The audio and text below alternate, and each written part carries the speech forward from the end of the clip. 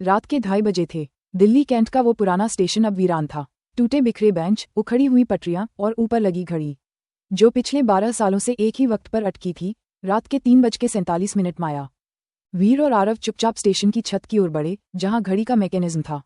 वीर ने एक hand torch निकाली और उन्होंने मिलकर घड़ी के पीछे की दीवार खंगालनी शुरू की। कुछ ही मिनटों में वीर की उंगलियां एक ढीली ईंट पर टिकीं।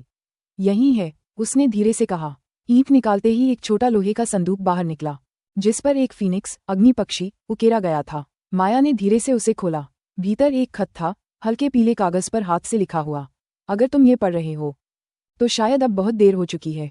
मैं फीनिक्स हूँ और तुम्हारी माँ मेरी साथी थी। ये संदूक सिर्फ जानकारी नहीं, तुम्हारे भविष्य की दिशा है। अंदर जो नक्शा है वो तुम्हारी माँ का आखिरी मिशन था, एक सीक्रेट फैक्ट्री जहाँ शौर्य गुप्ता ने इंसानों को गायब करवाया था।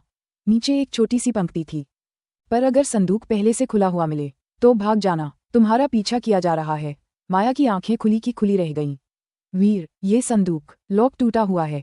वीर ने तुरंत चारों ओर देखा। आरव ने धीरे से कहा, तो इसका मतलब कोई हमसे पहले यहाँ आ चुका है और शायद यहीं कहीं अब भी है।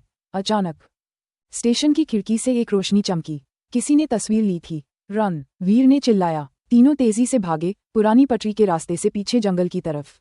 पीछे से किसी की तेज आवाज गूंजी, माया शर्मा, तुम जितना खोजोगी उतना खोओगी। कुछ दूरी पर छिपकर वे रुके।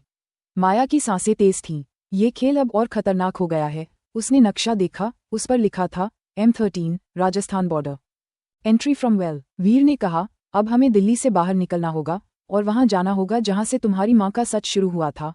राजस्थान बॉर्डर पर वो फैक्ट्री जिसका दरवाजा अब भी खुला नहीं हुआ।